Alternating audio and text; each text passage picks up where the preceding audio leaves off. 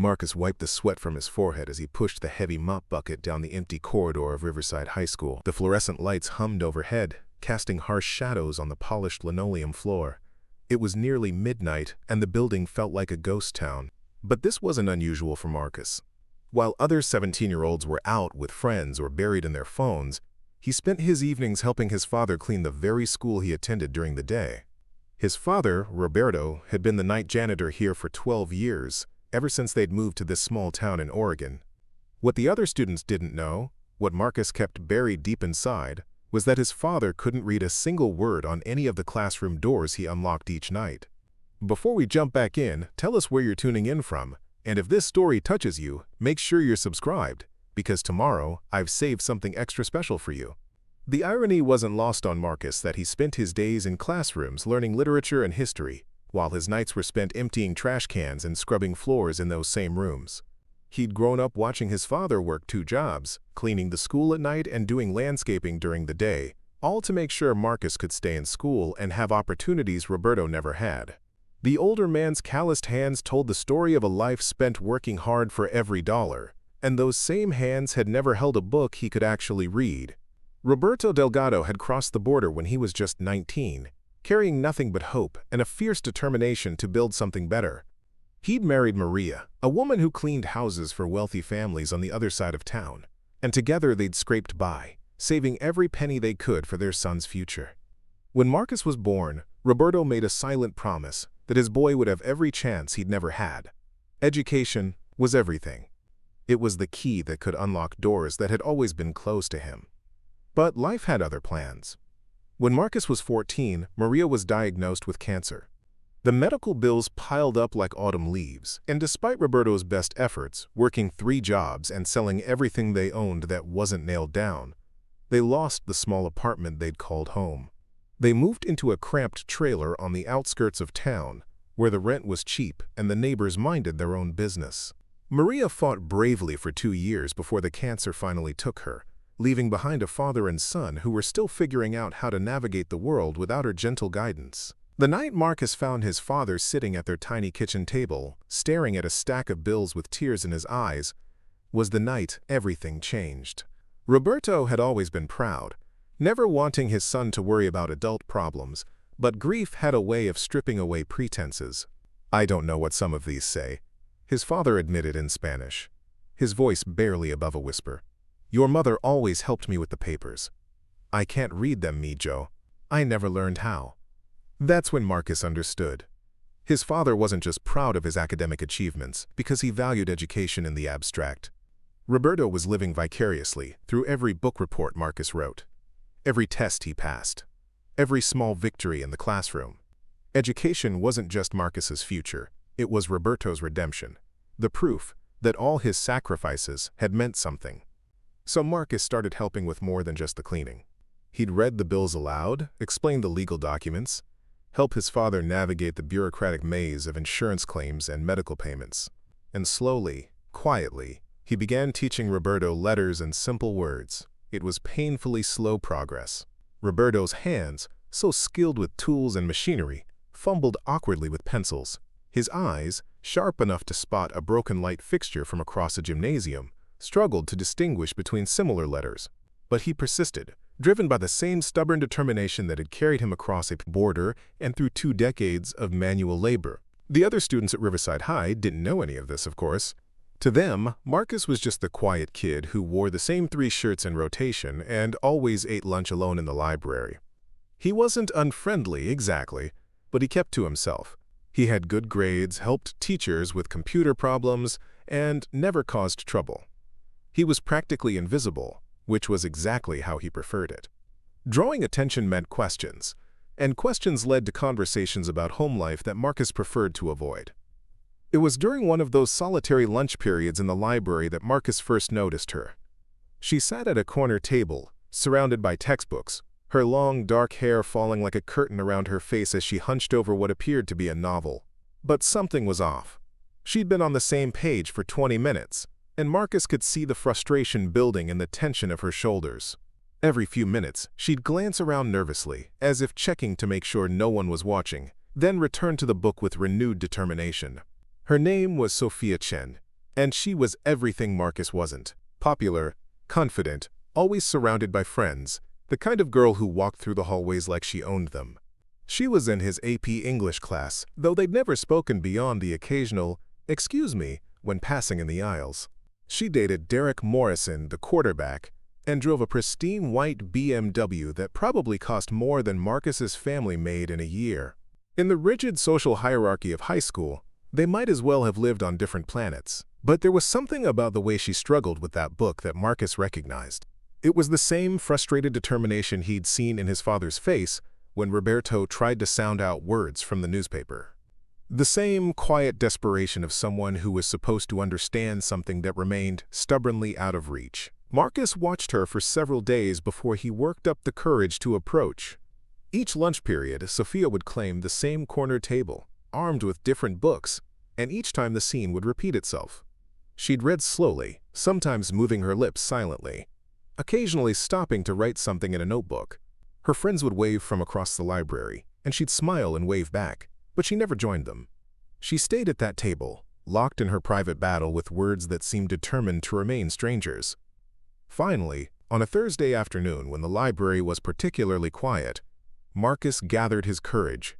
He'd been carrying around a worn paperback copy of The Outsiders, required reading for their English class, and he noticed Sophia had the same book open in front of her. She was staring at a page with such intensity that Marcus worried she might burn a hole through the paper. "That's a good book," he said quietly, sliding into the chair across from her. Sophia looked up, startled. Her eyes were a warm brown, but there was something guarded in them, a wariness that Marcus hadn't expected. "Oh, hi," she said, glancing around as if she was surprised to find herself in conversation. "Yeah, it's really good." "Have you gotten to the part where Ponyboy and Johnny are hiding in the church?" Marcus asked, keeping his voice low to respect the library's atmosphere. Sophia hesitated, looking down at the book. "I'm still working through the beginning. I like to really, savor the writing." Marcus nodded, though something in her tone suggested there was more to it than literary appreciation. "My mom used to say that the best books are the ones you can't rush through. She said they're like good meals, you have to take time to really taste them." "Used to?" Sophia asked softly. "She passed away a couple years ago," Marcus said simply. He'd learned that the direct approach was usually better than dancing around the subject. "I'm sorry," Sophia said, and Marcus could tell she meant it. "That must be really hard." They sat in comfortable silence for a moment, the weight of shared understanding. Preparing and narrating this story took us a lot of time, so if you are enjoying it, subscribe to our channel. It means a lot to us. Now, back to the story, settling between them. Finally, Sophia closed the book and looked at Marcus directly. "Can I ask you something?" "Sure. You're really good at English, right? I mean, I've heard Miss Patterson talking about your essays in the teacher's lounge." Marcus raised an eyebrow. "You hang out in the teacher's lounge?" Sophia laughed, a sound that was lighter than Marcus had expected. "My mom does. She's on the school board, so she's here a lot for meetings and stuff. Sometimes I wait for her there after school." The school board. Marcus felt a familiar knot form in his stomach. School board members were the people who made decisions about funding, about programs, about which teachers stayed, and which ones got let go. They were the kind of people who lived in big houses on the other side of town and drove cars that didn't break down every other month. They were the kind of people who probably never had to worry about whether they could afford new textbooks or school supplies. "That's cool," Marcus said carefully. "Your mom must be pretty involved in education." "You could say that," Sophia replied with a slight smile that didn't quite reach her eyes. "Sometimes I think she cares more about the school than she does about the students actually in it, you know?" There was something in her tone that suggested a complicated relationship, but Marcus didn't push. Instead, he nodded toward her book. "So what did you want to ask me about English?" Sophia hesitated, looking around the library again. The few other students were absorbed in their own work, and the librarian was busy sorting returned books at the front desk. Still, Sophia lowered her voice when she spoke. "I'm struggling with reading," she admitted. "I mean, really struggling. I can read, obviously, but it takes me forever, and I don't always understand what I'm reading the first time through, or even the second time sometimes. I've tried to get help, but—" She trailed off. and Marcus waited patiently for her to continue. "My mom would freak out if she knew," Sophia finally said. "She's so focused on academic achievement, and she's always talking about how important it is for students to excel. I can't let her know that I'm barely keeping up in my classes. I've been getting by on group projects and extra credit assignments, but we're supposed to read 3 novels this semester for English, and I'm already behind." Marcus felt something shift in his chest. This was familiar territory. The shame of struggling with something that seemed to come easily to everyone else. The fear of disappointing people who had high expectations. "How long have you been having trouble with reading?" he asked gently. "Always," Sophia said with a bitter laugh. "I mean, I learned to read in elementary school like everyone else, but it was always hard for me. The letters would get jumbled sometimes, or I'd read a whole paragraph and realize I had no idea what it was about. I got really good at faking it, you know? I'd listen in class discussions and piece together what the books were about from what other people said." "That must be exhausting," Marcus said. Sophia looked at him with surprise, as if she hadn't expected him to understand. "It really is. I spend twice as long on homework as most people, and I still feel like I'm missing something. My grades are okay because I work really hard on everything else, but reading is just... it's like there's a wall between me and the words sometimes." Marcus nodded slowly. He thought about his father, about those long nights when Roberto would stare at a simple sentence for minutes, trying to decode letters that might as well have been hieroglyphics. "Have you ever been tested for dyslexia or anything like that?" "My mom doesn't believe in learning disabilities," Sophia said quietly. "She thinks they're just excuses for not trying hard enough. She's always saying that if students would just apply themselves and stop making excuses, they'd do fine." The irony was thick enough to cut with a knife. Here was Sophia, the daughter of a school board member, who presumably advocated for all students' success, struggling in silence because she was afraid to ask for reses, the help she needed. Meanwhile, Marcus, the son of a janitor who could barely afford school supplies, was excelling academically despite having every excuse to struggle. "I could help you," Marcus said before he could second-guess himself. "I mean, if you want. I could help you with the reading assignments." Sophia's eyes widened. "You'd do that? But why? I mean, we barely know each other." Marcus thought about his father, painstakingly tracing letters in a notebook at their kitchen table. He thought about his mother, who used to read him bedtime stories even when she was so tired from cleaning houses all day that she could barely keep her eyes open. He thought about all the people who had helped him along the way. Teachers who stayed after class to explain concepts, librarians who recommended books, even classmates who shared notes when he missed school to help his father with work. "Because everyone deserves to enjoy reading," he said simply. "And because I think you're probably smarter than you give yourself credit for." Sophia stared at him for a long moment, and Marcus could see her warring with herself. Pride battled with desperation, fear fought with hope. Finally, desperation won. "Okay," she said quietly, "but we have to keep this between us. I can't have people knowing that I need help with something as basic as reading." "Of course," Marcus agreed. "When do you want to start?" They arranged to meet the next day after school, in an empty classroom on the 3rd floor. Marcus suggested they start with The Outsiders, since it was their current assignment, and Sophia agreed. As they packed up their things, Marcus noticed that Sophia's hands were shaking slightly. "Hey," he said gently, "it's going to be okay. Reading is just a skill like any other. It can be improved with practice." Sophia gave him a grateful smile. "Thanks, Marcus. I really hope you're right." The next afternoon, Marcus arrived at room 314 a few minutes early. He'd spent the previous evening thinking about how to approach Sophia's reading difficulties. His experience helping his father had taught him that patience was crucial and that everyone learned differently. He'd brought his own copy of The Outsiders, along with a notebook and some colored pens he'd borrowed from the art room. Sophia arrived right on time, looking nervous but determined. She'd changed out of the designer clothes she usually wore to school and was dressed more simply in jeans and a plain sweater. Somehow, without all the expensive accessories, she looked younger and more vulnerable. "Okay," she said, settling into the desk next to his. "I have to warn you, this might be frustrating. I'm probably going to read really slowly." "That's fine," Marcus said. "Slow doesn't mean wrong. Why don't you start reading from the beginning, and I'll follow along in my copy?" If you come to a word you're not sure about, just stop and we'll work through it together.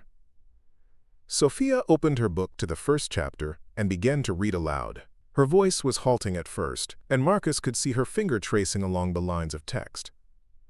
But as she continued, something interesting happened. Her voice grew stronger, and Marcus realized that Sophia was actually a very expressive reader when she allowed herself to be. She gave different characters distinct voices, and she paused naturally at the right places. After about 10 minutes, Sophia stopped and looked at Marcus. "How am I doing?" "You're doing great," Marcus said honestly. "You have really good instincts for the rhythm of the language.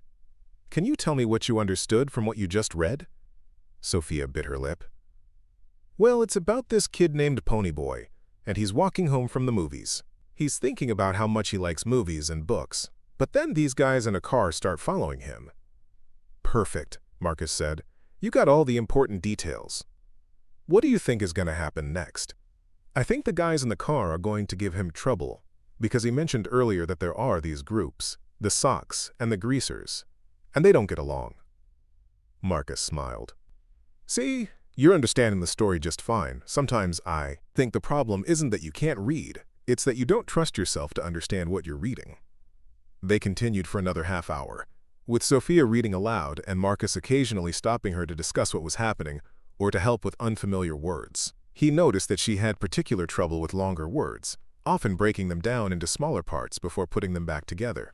But she was persistent, and she clearly had a good grasp of the story's themes and character development. As they packed up their things, Sophia turned to Marcus with a thoughtful expression. "Can I ask you something personal?" "Sure. How did you get so good at this stuff? I mean, English and reading and all that. Did you always find it easy?" Marcus considered his answer carefully. "I think I was lucky in that reading came pretty naturally to me. But I also had a lot of motivation to get good at it." "What kind of motivation?" Marcus hesitated. He'd been so focused on helping Sophia that he'd almost forgotten about the gulf that separated their worlds. How could he explain that his motivation came from watching his father struggle with illiteracy, from knowing that education was the only path out of poverty, from understanding that academic success wasn't just about personal achievement but about survival? "My family has always put a lot of emphasis on education," he said finally, which was true even if it wasn't the whole truth. Sophia nodded thoughtfully. "My family does too, but sometimes I feel like it's more about appearances than actual learning, you know? Like, my mom cares more about my GPA than whether I actually understand what I'm studying."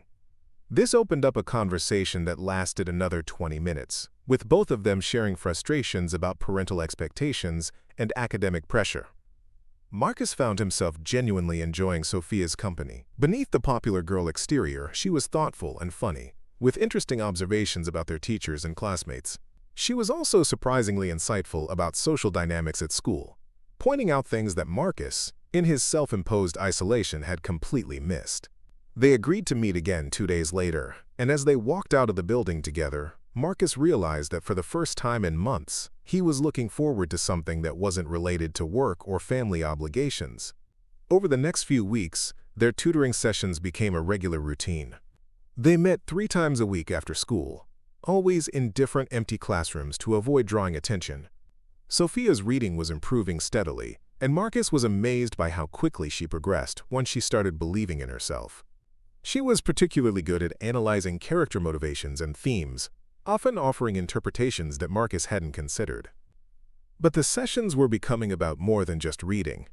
They talked about everything, from their favorite movies to their plans for college, from family dynamics to their fears about the future. Marcus learned that Sophia's confidence was largely a facade, that she felt enormous pressure to be perfect because her mother was such a prominent figure in the community. Sophia learned that Marcus worked nights to help support his family, though he didn't go into detail about what that work entailed. One afternoon in November, Sophia was reading a particularly challenging passage from To Kill a Mockingbird when she suddenly stopped and looked up at Marcus. "I need to tell you something," she said. "Okay," Marcus said, closing his own copy of the book. "I've been accepted to Stanford," Sophia said quietly. Marcus felt his heart sink, though he tried not to let it show on his face. "That's amazing, Sophia. Congratulations. Early admission?" "Yeah, I applied early decision. My mom has connections there, And with my grades and extracurricular activities. She trailed off, looking uncomfortable. The thing is, I'm supposed to be excited about it, but I'm terrified. Why? Because what if I can't keep up? What if my reading problems get worse in college? What if I've been fooling everyone, including myself, about how smart I really am? Marcus felt a surge of protective anger. Sophia, you are incredibly smart. You've improved so much in just the past few weeks. And more than that, you work harder than anyone I know. You're going to do great at Stanford. But what if? What if nothing? Marcus interrupted gently. You know what I've learned from watching you these past few weeks? You don't give yourself nearly enough credit. You understand complex themes, you ask insightful questions, and you never give up, even when something is really difficult. Those are the qualities that matter in college, not how fast you can read. Sophia's eyes filled with tears. Thank you, she whispered. I needed to hear that. They sat in comfortable silence for a moment, and Marcus realized that somewhere along the way, his feelings for Sophia had shifted from simple friendship to something deeper. He cared about her success not just as a tutor, but as someone who had become genuinely important to him. When do you graduate? Sophia asked suddenly. June. Same as you, Marcus said. Have you decided where you're going to college? This was the question Marcus had been dreading. The truth was, he hadn't applied anywhere yet. College applications cost money, and they required transcripts and recommendation letters and essays that took time away from work. He'd been telling himself he'd figure it out eventually, but eventually was fast approaching. I'm still deciding, he said vaguely. Sophia seemed to sense there was more to it than that, but she didn't push. Instead, she reopened her book. Should we get back to Atticus and Scout? But as they continued reading, Marcus found it hard to concentrate. The gap between their worlds had never felt wider. Sophia was heading to Stanford, one of the most prestigious universities in the country. She'd probably study business or law, graduate with honors, and step into a life of comfort and success. Meanwhile, Marcus would most likely end up at the community college, if he was lucky, working nights to pay for classes and struggling to balance education with the need to help support his father. It wasn't that he begrudged Sophia her opportunities. She deserved every good thing that came her way. But it was a stark reminder that no matter how much they enjoyed each other's company, no matter how much Marcus was starting to care about her, they were traveling on very different paths. After their session ended that day, Marcus walked home through the gathering dusk, his thoughts churning. The trailer park was quiet, most of the residents either at work or inside watching television. He found his father in their small kitchen, hunched over a piece of paper with a pencil in his hand. How's the reading practice going, Papa? Marcus asked in Spanish. Roberto looked up with a tired smile. Slowly but surely, mijo. Look. He showed Marcus the paper, which was covered with carefully written letters and simple words. I wrote my name today. And yours. And Mama's. Marcus felt a familiar tightness in his chest. His father's handwriting was shaky but determined, each letter formed with painstaking care. That's wonderful, Papa. Mama would be so proud. She always said education was the most important thing, Roberto said softly. I wish I had learned when I was young like you. It's never too late to learn, Marcus said, sitting down at the table. You're proof of that. Roberto nodded, then looked at his son with curiosity. You seem different lately, mijo. Happier. Is everything okay at school? Marcus hesitated. He'd never talked to his father about Sophia, partly because he wasn't sure how to explain their relationship. I've been helping someone with reading, he said finally. A classmate who's struggling. Ah, Roberto said with understanding. It feels good to help others, no? When we share what we know, we make the world a little better. Yeah, Marcus agreed. It does feel good. But even as he said it, Marcus couldn't shake the feeling that he was living in two different worlds, and eventually, those worlds were going to collide in a way that would change everything. The collision came sooner than he expected. It was a cold Tuesday evening in December, and Marcus was finishing up his cleaning duties in the main office when he heard voices approaching from down the hall. The school board was having one of their monthly evening meetings, and parents and administrators were starting to arrive. Marcus quickly gathered his supplies, hoping to finish and get out before the building filled with people who might ask questions about why a student was there so late. He was dumping dirty mop water in the utility closet when he heard a familiar voice just outside the door. Quote, ... I really think we need to be more aggressive about raising academic standards, the voice was saying. Too many of these students are coasting by with minimal effort. They need to understand that success requires discipline and hard work. Marcus froze. He knew that voice. He'd been hearing it in his dreams for weeks now, though in much softer, more vulnerable tones. It was Sophia's mother, Dr. Patricia Chen, president of the Riverside High School board. I agree completely, Patricia, another voice responded. But we also have to consider the socioeconomic factors. Some of these kids are dealing with challenges at home that make academic achievement more difficult. Excuses, Dr. Chen said sharply. I grew up poor too, and I didn't let that stop me from excelling in school. These children need to learn that there are no shortcuts in life. Hard work and personal responsibility are the keys to success.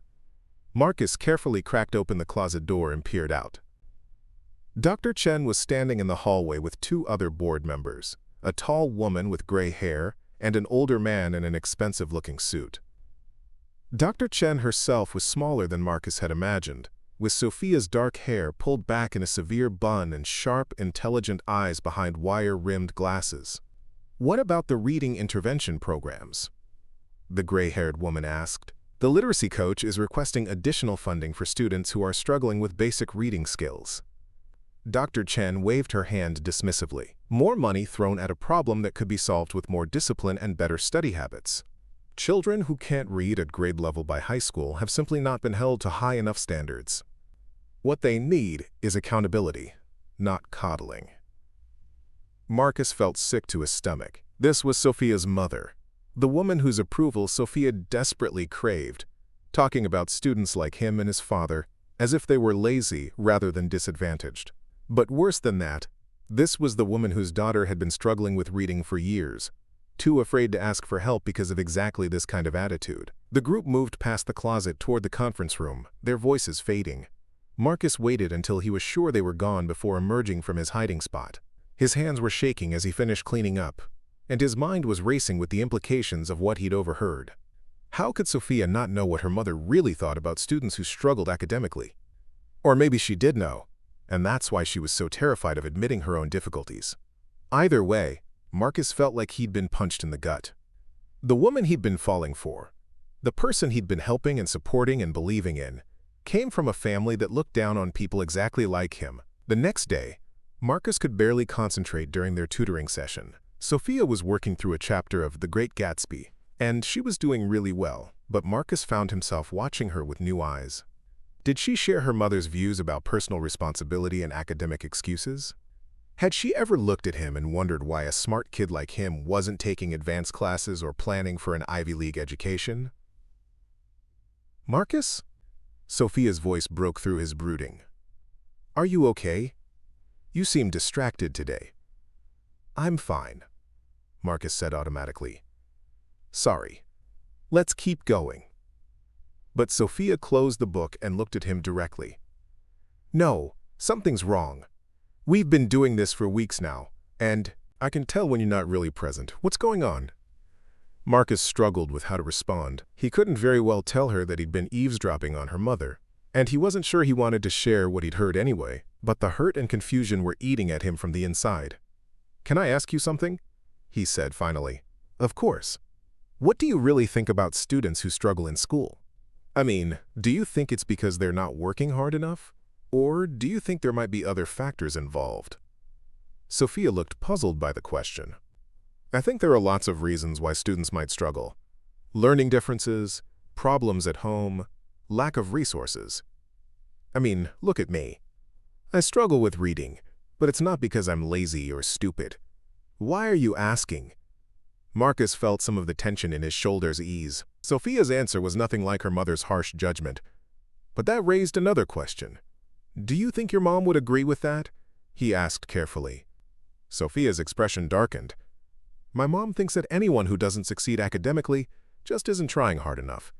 She's always going on about personal responsibility and making excuses. It's part of why I've never told her about my reading problems. She'd probably blame me for not working harder or something. So Sophia did know about her mother's views, and she disagreed with them. That was something, at least. But Marcus still felt like he was standing on shifting ground. The social and economic gulf between their families was real, regardless of Sophia's personal opinions about academic struggle. "Marcus," Sophia said gently, "what's this really about? Did something happen?" Marcus looked at her, sitting there in her expensive clothes with her designer backpack, worried about him, despite having her own problems to deal with.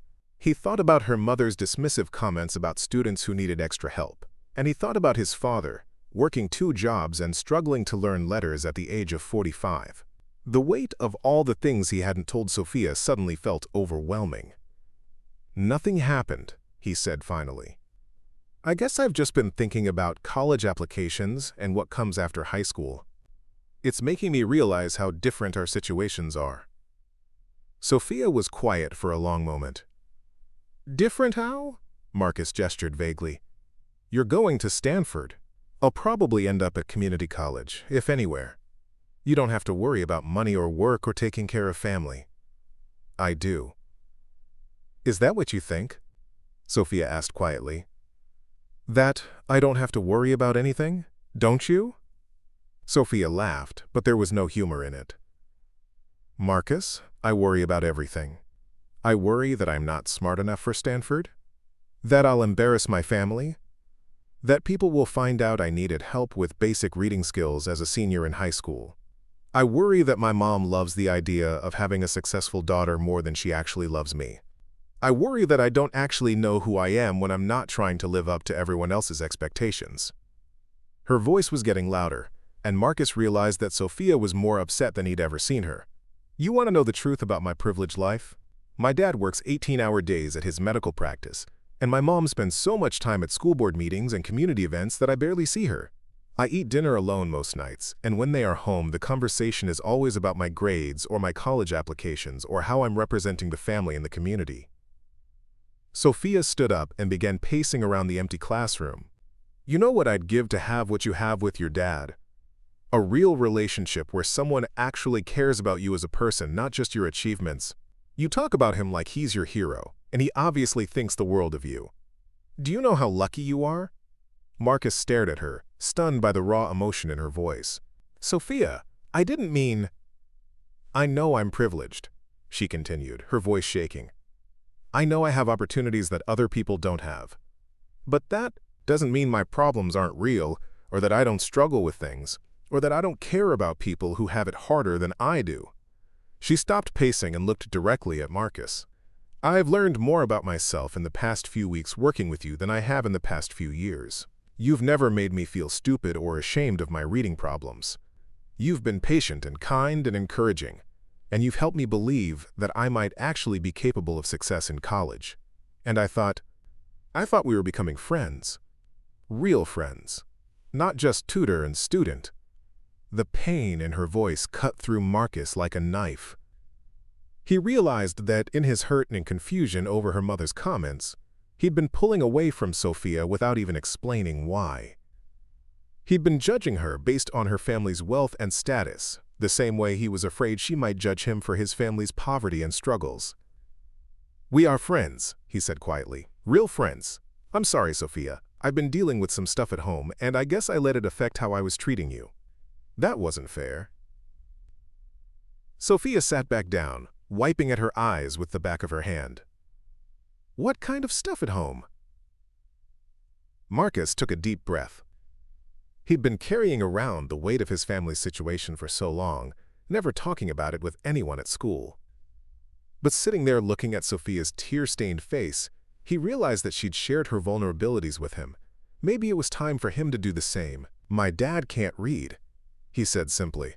"He's been working as the night janitor here at school for 12 years, and he can't read a single word of English. He's been too ashamed to admit it to anyone, and I've been helping him learn, but it's really slow going. My mom died 2 years ago, and she was the one who handled all the paperwork and bills and stuff like that. So now it's just me and him, and sometimes I feel like I'm responsible for everything." Sophia's eyes widened, but she didn't say anything, just waited for him to continue. "College applications cost money," Marcus went on. Money for application fees, money for transcripts, money for SAT prep courses that I never took. And even if I got into a good school, I don't know how I'd pay for it. My dad needs help with basic life stuff like reading mail and filling out forms. And he works 2 jobs just to pay rent and buy food. I can't abandon him to go away to college. Marcus, Sophia said softly, why didn't you tell me any of this before? Marcus shrugged. Because what would you say? Your mom is on the school board, your family is wealthy and successful, and you're going to Stanford. We live in completely different worlds. I didn't want you to feel sorry for me or think I was making excuses for not having my life together like you do. Sophia was quiet for a long time, and Marcus began to worry that he'd shared too much, that the gap between their circumstances was too wide to bridge. But then she surprised him. My mom doesn't know about my reading problems because she's exactly the kind of person who would say I was making excuses, Sophia said slowly. She grew up poor, like she's always reminding me, and she worked her way through medical school and became successful. She thinks everyone should be able to do the same thing if they just work hard enough. Marcus nodded, remembering Dr. Chen's comments from the school board meeting. But you know what I've realized from working with you? Sophia continued. My mom had advantages she doesn't even acknowledge. She's incredibly smart, she learns quickly, and she didn't have to take care of anyone else while she was getting her education. What you're doing, helping your dad while maintaining your grades and working at night, that's incredible. You're not making excuses, Marcus. You're dealing with real challenges that most people never have to face. Up next, you've got 2 more standout stories right on your screen. If this one hit the mark, you won't want to pass these up. Just click and check them out.